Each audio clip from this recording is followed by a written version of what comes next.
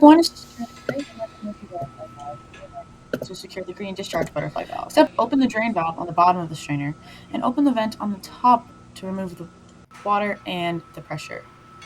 Start by removing half of the nuts. This is done to prevent full flooding from any leaking bivalves. Loosening them and removing them in a star pattern helps to keep even surface area in case of leaks.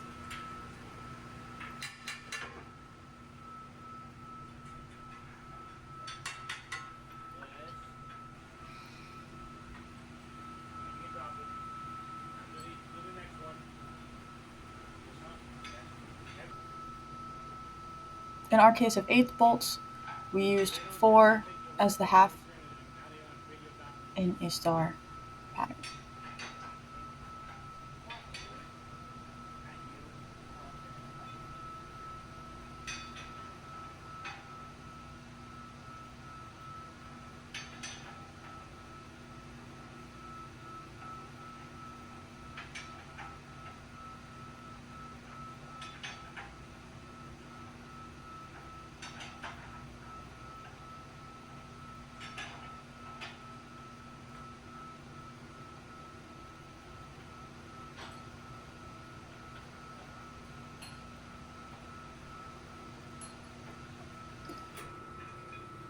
These nuts and bolts may be very tight, and double wrenching is a common practice, which is the method of using 2 wrenches to generate more torque.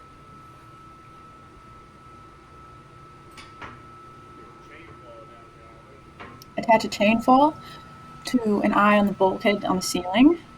This is helped to lift the strainer and the lid, as they are very heavy. Attach it to the eye and the lid.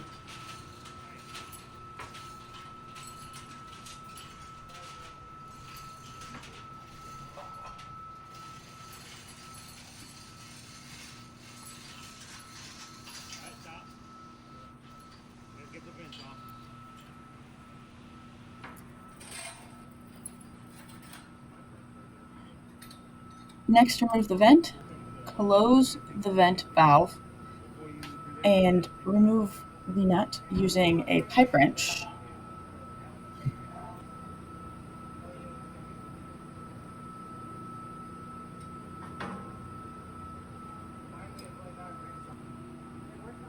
May need multiple.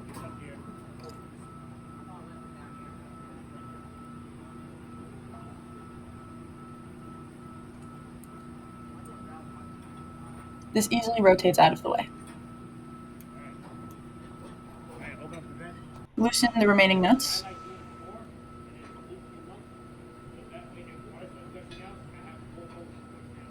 Make sure the vent on the lid is open again after you remove it.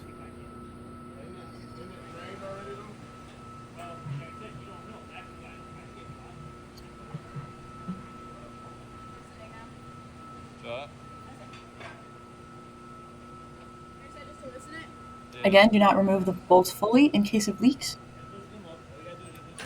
in case the seal has to be remade again.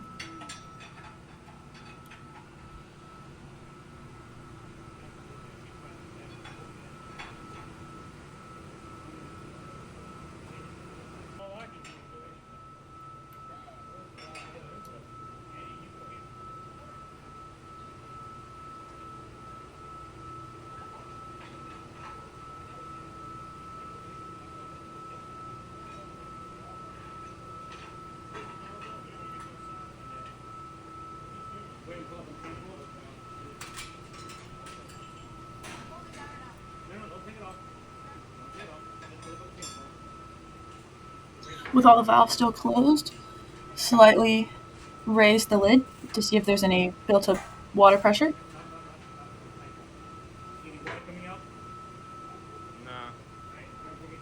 If no leaks, lower it down and loosen the bolts some more.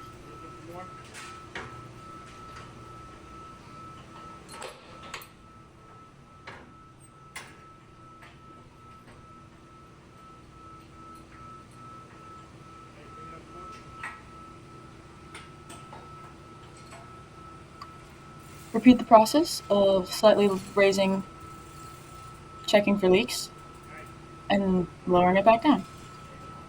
Once satisfied with the water pressure, that there is none, remove the bolts fully and fully raise the lid via the chain fall.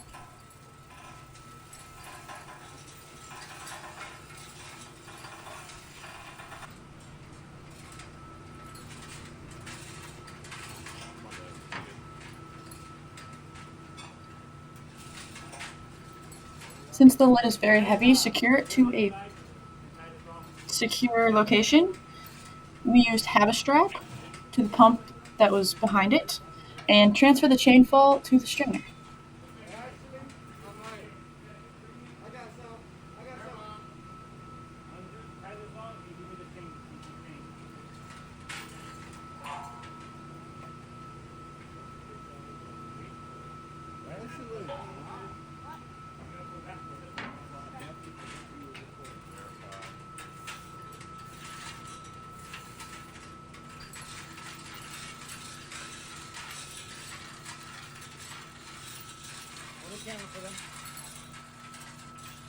Attach the chain fall to the strainer via its lifting point. Be sure to raise it up and hold it steadily because the mounting point may not be the center of gravity and it may tend to tilt.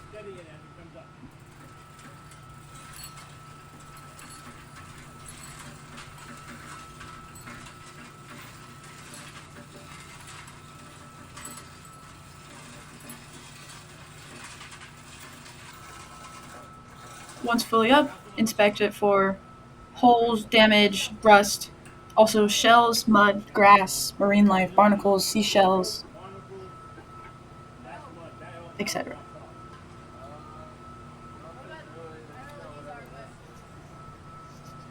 It's like seashells. Clean the sea strainer with power washer to remove any built-up mud, plaque. Also scrub it with a scrub brush to remove any stuck-on sediments, barnacles, particles.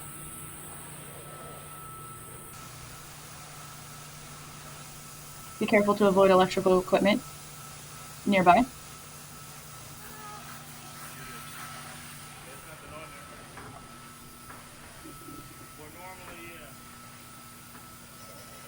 You may need a trash bag for anything built up inside. Small crabs, clams, large shells, the occasional fish.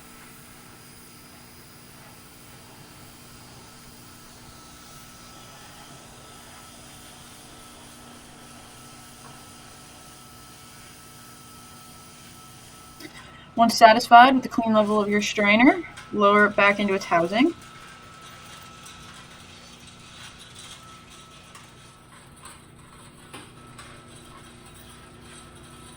Again, steadily.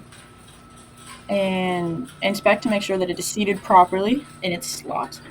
If not, the lid will not close properly, and there will be leaks.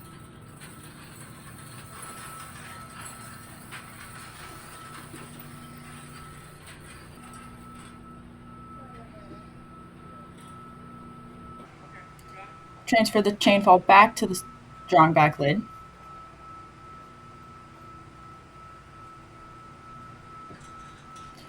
Remove the Havistrap from the lid, or however it was secured, and lower it back down gently onto its mount. Ensure the bolt alignments line up correctly.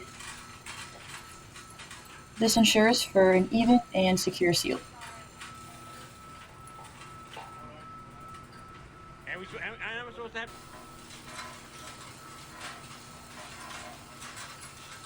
All right. All right. Now go ahead. Replace all of the bolts into their holders and hand tighten them. At first by hand and then via wrenches. We need more combat footage. We'll be doing another one tomorrow. Another one tomorrow? No, definitely. I want to. There's the one. Again, use an alternating pattern or star pattern to ensure even seating. This prevents one side from getting who pinched, and the other side preventing from a full seal.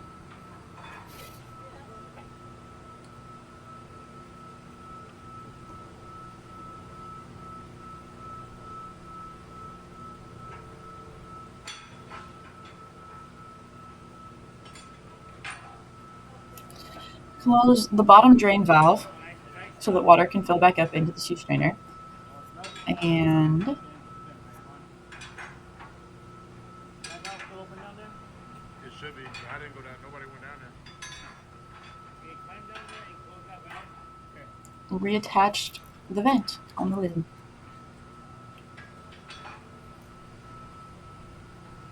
Close the vent valve and secure it with pipe wrenches.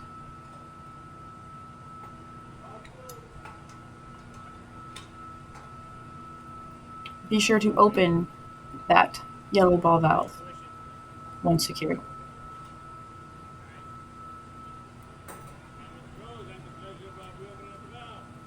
Why me? Open the discharge valve slightly. Check for any leaks from the seals. Once satisfied, fully open the discharge valve and the inlet valve in that order. And that is the cleaning of the sea strainer.